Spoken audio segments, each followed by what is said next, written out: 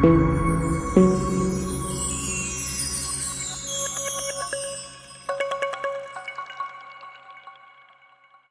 mes amis, on est toujours dans nos Pele Yoetz, Ahavat Hashem, Ahava le Akadosh Baruch Hu. Il dit pas Ahavat Hashem, Ahava le Akadosh Baruch Hu. Veine. Voici. Gala. Et voici. Et voici. Ahava le Akadosh Baruch Hu, Achat Mitaria Mitzvot. Donc aimer Dieu fait partie des 613 mitzvot. Et si on voit dans les Sefer à mitzvot du Rambam, le Rambam nous dit que c'est la première mitzvah de la Torah. La première mitzvah de la Torah, c'est l'Ehov et Hashem. C'est une mitzvah. Dans le Sefer du Rambam, la première mitzvah du Rambam, la première mitzvah que le Rambam compte, la première mitzvah des 613, c'est l'Ehov et Hashem. Aimer Dieu, pas dans la Torah, mais là, dans le Rambam. J'ai dit la Torah. J'ai pas dit le Rambam maintenant. Je crois qu'on va aller du Rambam avant de nous entendre là. Ils entendent rien, je suis pas fou. Mais t'as parlé de Kadir. C'est l'avion, ça. C'est pas. Il a des bégayés coincés dans les oreilles. C'est pas Ishuv Israël? Comment? Ishuv Israël? Non, pas du tout. Donc, la première mitzvah de la Torah sur le Rambam, c'est l'Ehov et Hashem. Vi mitzvah tedirit. Et c'est une mitzvah, non pas tadiran, le masgan, mais tadirit, c'est-à-dire continuelle. Je pose la question en terminale 2 là. C'est une mitzvah continuelle. C'est-à-dire que l'Ehov et Hashem, c'est pas comme tu mets les tefilines. Tu as mis les tefilines, ça a duré 3 quarts d'heure, après c'est fini, tu as fait une mitzvah de tefilines. La mitzvah l'Ehov et Hashem, c'est tout le temps. Continue. Tu dois aimer Hashem maintenant, avant et après, à chaque instant. Ah, Galila. Asher beyad adam le kaima bechol et bechol rega al yedeh zechira. Maintenant, il dit comment est-ce que maintenant tu vas pouvoir, toi, accomplir la mitzvah de l'Ehov et Hashem? C'est l'état d'irite, constamment, par la zechira. C'est quoi la zechira? Le rappel. Le rappel, le souvenir. Et on avait expliqué, alors je termine, mais comment tu vas accomplir cette mitzvah? Tu accomplis cette mitzvah par la pensée, d'accord? Tu penses à elle, en pensant à elle.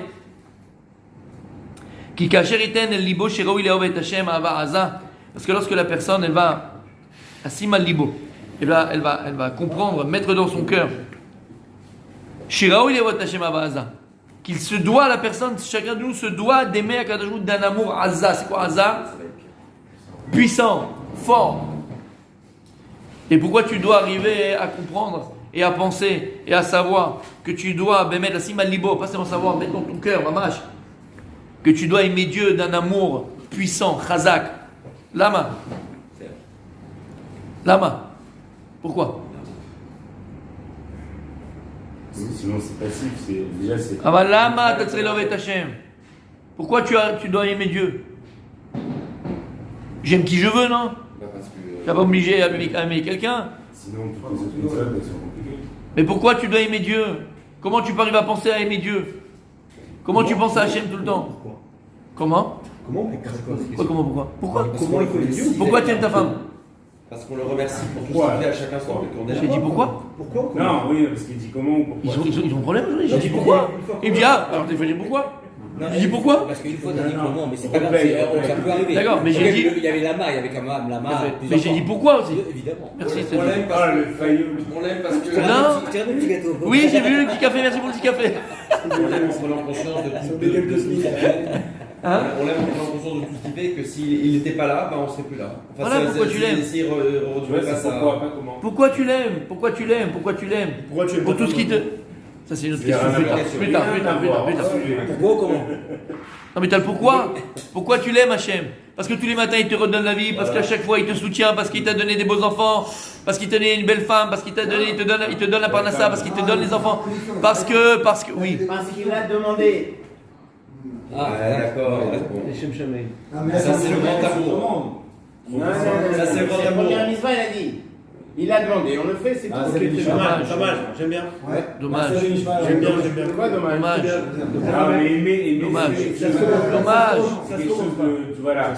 Dommage. Vis-à-vis d'Akadosh, ça se travaille, c'est pas demandé. Dommage. Dommage. Je peux t'obliger. T'as vu comment tu as fait le truc? Deux choses. La première, c'est ce qu'on a dit pendant la veillée, la première chose pour qu'on fait les mitzvot, Asher Ileshanu be mitzvota vetzivanu. Akadosh Borum Tziva Otanu. Donc voilà, on est mitzouvé, on est ordonné. Ça, c'est ce qu'on a dit pendant la veillée. Premièrement, c'est tout. Aval, l'amour, c'est différent. Pourquoi l'amour, c'est différent, mon tzaddik? Je peux t'obliger à mettre les tefilines. Je peux t'obliger à te lever le matin tôt. Je peux t'obliger à. Mais l'obligation, c'est l'antithèse même de l'amour. La preuve, c'est qu'on avait dit, les anges célestes, eux aussi, ils servent à Kadosh Baruch Hu.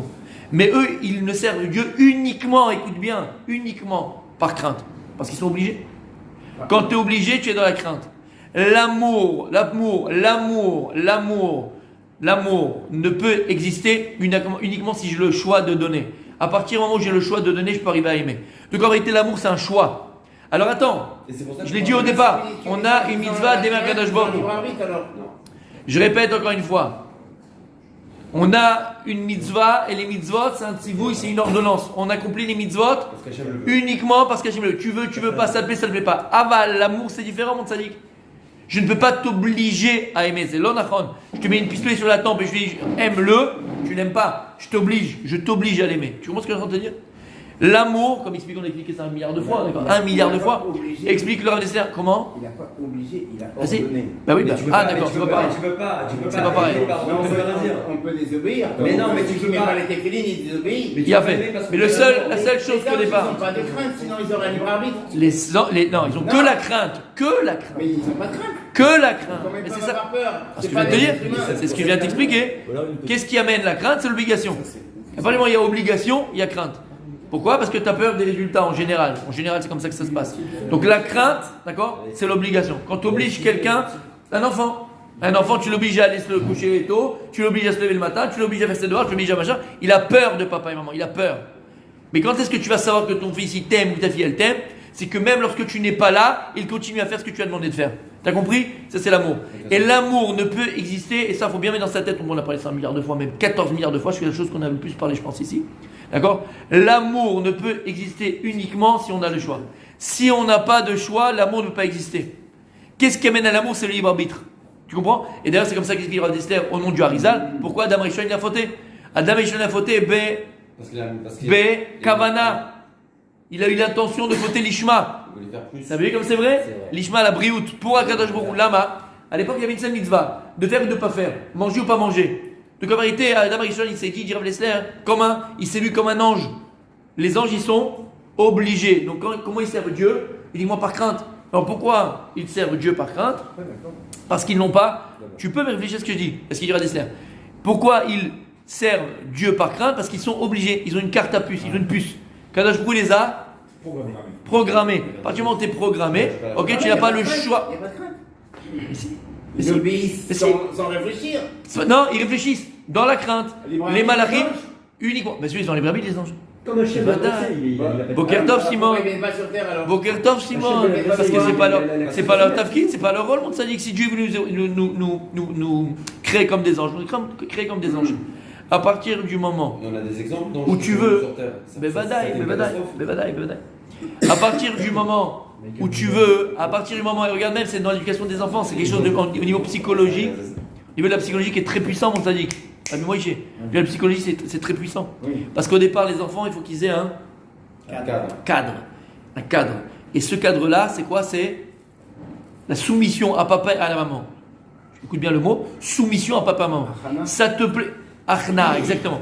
Que ça te plaît, que ça te plaise pas. Mais moi je vais dormir à 10h du soir. Non, tu dors à 7h. Et que sache que si tu n'écoutes pas papa ou maman, il y a des conséquences.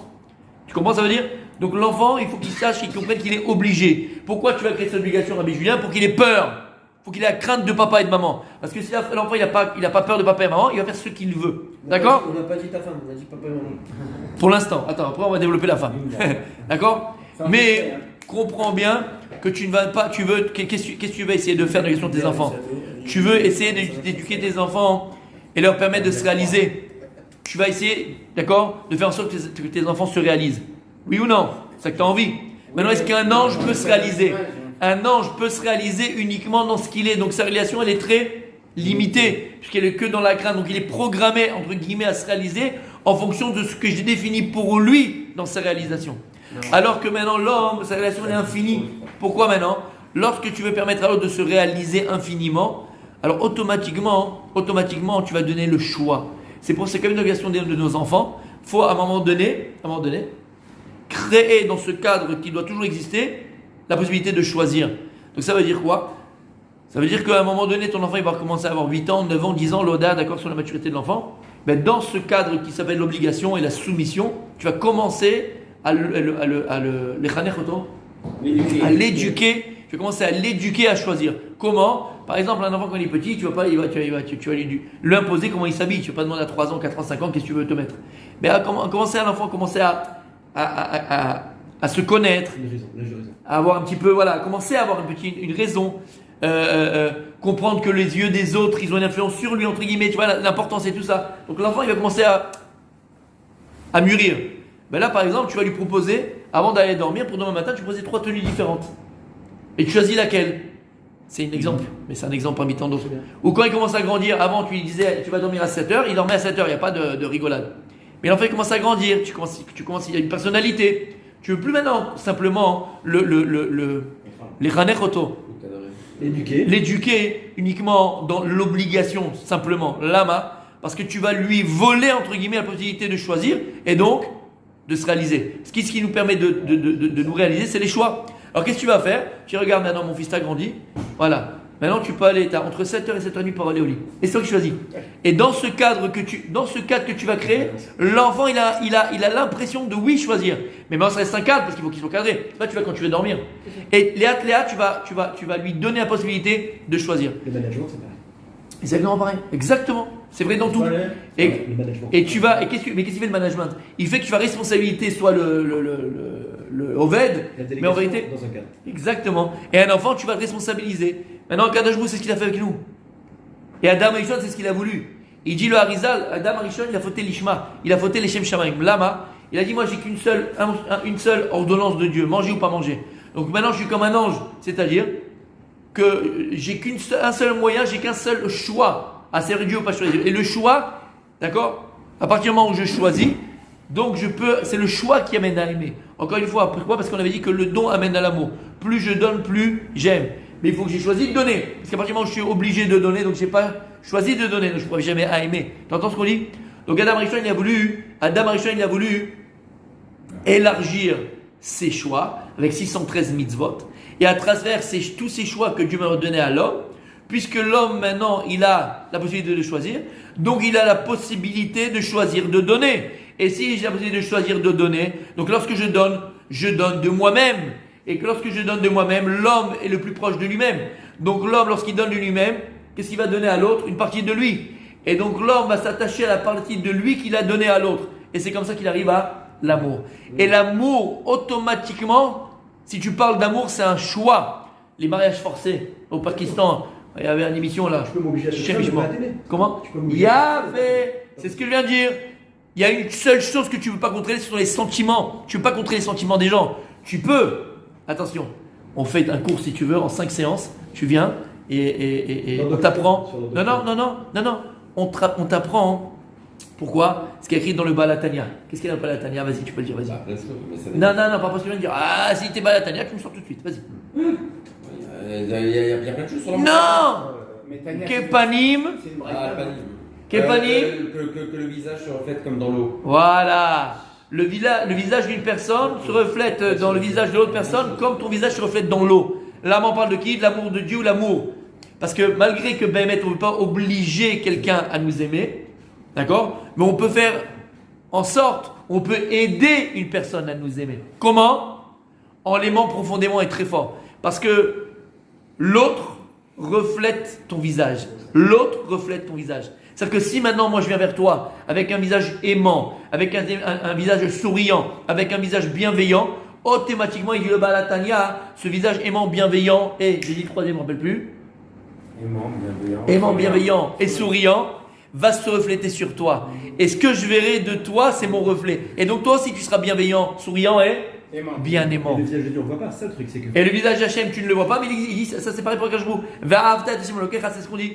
L'amour de Dieu sur nous, c'est comme un réverbère. Et donc normalement, normalement, si on est assez capable de recevoir cet amour d'Hachem, et quand est-ce que tu reçois l'amour d'Hachem? Ce qui est écrit ici. Si maintenant, toi, tu as conscience de tous les bienfaits que Dieu te fait tous les jours, de la vie qu'il te donne, des parents qu'il t'a donné, de la nourriture qu'il donne tous les jours, des enfants qu'il te donne, de la femme qu'il te donne, de le bonheur qu'il te donne, ça c'est l'amour d'Hachem. Et cet amour de Dieu, comme il dit le Baal HaTanya, il doit refléter sur ton visage. Et cet amour de Dieu qui reflète sur ton visage, alors automatiquement, amène aussi à l'amour. Et en contrepartie, toi aussi, tu vas arriver à aimer. Parce qu'en général, lorsque quelqu'un nous aime profondément, sincèrement, cet amour de l'autre sur nous se reflète sur notre visage. Et comme un réverbère, comme un miroir, alors cet amour-là, il va, dis-le, refléter après aussi sur l'autre. Shamata, et je vous dis... Moi, vous disiez qu'il faut aimer. Et là, ce que vous dites, c'est que quand on aime... Je suis passé à un stade, Bevadaï. Mais c'est pas ça, on dit comment est-ce qu'on fait pour aimer. Ça, je l'ai expliqué ça. Et maintenant, je suis passé à un shlam. Et cet amour-là, il est infini. Parce que lorsque tu vas apprendre, parce que j'ai choisi de donner, comme j'expliquais, pourquoi? Parce que j'expliquais que le Rav Dessay, il explique que lorsque j'aime, qu'est-ce que je fais? Parce que l'amour, c'est le résultat du don. Et dire en fait, qu'est-ce que tu donnes? Que ce soit un conseil, que ce soit une parole, que ce soit une mahma, un encouragement, que ce soit de l'argent, que ce soit n'importe quoi, un compliment, quoi que ce soit, d'accord? Il dirait, à partir du moment où on donne une partie de nous à l'autre. Et à partir du moment où tu donnes une partie de toi à l'autre, qu'est-ce que tu retournes à l'autre? Toi-même. Et l'homme est le plus proche de lui-même. Qu'est-ce que tu aimes le plus au monde? C'est toi, ta personne. Donc ça paraît un peu égoïste, mais c'est psychologique. Et donc en vérité, cet amour que toi tu vas avoir pour l'autre, et là on passe de shla, automatiquement, normalement, elle doit aussi amener l'autre à t'aimer. Parce que je disais tout à l'heure, on ne peut pas obliger, d'accord? On ne contrôle pas les sentiments. Ce que je veux dire par là, on ne contrôle pas les sentiments, mais malgré tout, on a des moyens de faire en sorte que les autres nous apprécient et nous aiment. Oui, ça existe. Tu comprends? Tu peux aussi amener l'autre à t'aimer. D'accord? C'est ça que je suis dans cette Nuguda-là que je suis en train de parler. Tu comprends ce que ça veut dire? Oui. Un amour sincère, profond, ok? Automatiquement, il est reflété sur le visage de l'autre et l'autre nous le renvoie. Et donc, c'est ça cet amour. C'est pour ça que la Torah, elle te dit que si maintenant tu marches dans la rue et tu vois l'âne de ton bien-aimé, d'un ami qui est en train de s'effondrer, et l'âme de ton ennemi qui est en train de s'effondrer, qui tu vas aider en premier? L'âme de ton ennemi. L'âme, Rachid explique pourquoi. Parce que lui, il pense que tu le haïs, il y a une aminosité entre vous, vous vous aimez pas, vous appréciez pas. Toi, maintenant, tu vas faire l'effort de surpasser ça. Tu vas aller lui donner de ton temps, de ton aide, ta personne. C'est une marque d'amour. Donc, tu vas aller l'aider. Automatiquement, ça pourra entraîner aussi en lui l'amour. Et c'est exactement ce qu'il a fait. Non. C'est exactement, mes amis. C'est exactement ce qu'a réussi à faire Yaakov avec Esav. Esav, il lui met 400 ans pour le massacrer, pour le tuer. Tout d'un coup, il se va, il sort du cheval, il l'embrasse. Mon frère, je t'aime, c'est toi le meilleur. Comment c'est possible? Pourquoi? Une explication, c'est celle-là. C'est que Yaakov Avinu, il a appliqué exactement ce qu'il dit le Baal HaTanya. Enfin, le Baal HaTanya, il a nous expliqué ce qu'a fait Yaakov Avinu. D'accord? C'est que l'amour appelle l'amour. Et Yaakov Avinu, il s'est obligé. Écoute bien. Il s'est obligé, entre guillemets, à l'aimer. Comment? Pourquoi je dis obligé? Comment il s'est obligé? Les Kav Zechut. Il a commencé à se mémoriser l'enfance de son frère qui était à la Panim. Sa mère, elle l'aimait pas, les garçons à l'école l'embêtaient, machin. Il a eu une enfance difficile, et ça. Il a commencé à avoir pitié de lui, miséricorde pour lui, pitié pour lui, mesquine. Et cette pitié qu'il avait pour son frère a amené Mamash de la compassion. Et cette compassion à Bémet l'a obligé à entre guillemets, à un certain amour à l'aimer. Et cet amour-là a reflété chez Esav. Et ça ne peut rien faire. Donc le meilleur moyen de contrôler ton ennemi, de repousser ton ennemi, c'est extraordinaire. C'est en t'efforçant d'aimer. C'est en t'efforçant d'aimer. C'est puissant. C'est puissant. Donc, tu as compris ce que je veux dire? C'est puissant. Le timing. Comment? Le timing. Bien sûr. Tout est une histoire de timing. Il faut une volonté. Et surtout, Rabbi Yossi, faut y croire. Surtout, faut y croire. Parce que ça marche. Donc, on ne contrôle pas les sentiments. On peut aussi, malgré tout, malgré le contrôle, on peut malgré tout influencer, exactement, amener les gens à nous aimer. Mais c'est pour ça que la relation entre Israël et Hachem, elle est toujours comparée soit avec un père et son fils, exactement. soit un maître et son élève, ou un couple, ou un serviteur avec son maître, et jamais avec un soldat par exemple. Jamais. Parce qu'un soldat, lui, il n'est que dans la crainte. Exactement. Il ne demande pas d'amour. Exactement. Ou un couple, Shirachirim. Ou un couple. Le monsieur Cohen. Oui, j'ai compris, bien sûr, j'ai compris. Et on termine avec ça, messieurs, on va terminer. Ce que je nous conseille, ce que je vous conseille, et ce que je vous souhaite, et ce que je nous souhaite plus profondément, Béhémet, voilà, c'est ça que je nous souhaite. Qu'on ait toujours quand il y a écrit dans le Mishnah Pirkei Avot, et quoi la dame, mais sévère panini à faute, qu'on puisse vraiment l'appliquer. Je vous assure que le bonheur, à part celle-là, mais le bonheur, parce qu'on cherche toujours le bonheur, mais une des notions du bonheur, Mehmet, dans la vie, et la vie de tous les jours, c'est être capable de donner du bonheur aux autres. Et je vous assure que attention, quand je pèse mes mots, quand tu vas être capable de donner du bonheur des autres, sans avoir besoin de lui acheter un yacht, sans avoir besoin entre guillemets de le gâter pourri, sans avoir besoin de faire des choses en trois dimensions. Parce qu'il y a des gens, pour faire plaisir à l'autre, il faut forcément qu'on fasse un voyage au States ou qu'on fasse un voyage à Dubaï, machin. Lorsque tu es capable, je vais sûr, écoutez, je termine avec ça. Lorsque tu es capable de donner du bonheur à l'autre, et je parle d'un bonheur profond à l'autre, par un sourire, c'est que tu t'approches vraiment de Dieu. De Dieu. C'est ce qu'il fait Hachem avec nous. C'est une thérapie d'ailleurs, les gens qui ont vécu des traumatismes, on leur dit d'aller. D'ailleurs, les cartes, donne les cartes à tout le monde. Allez, Shabbat Shalom.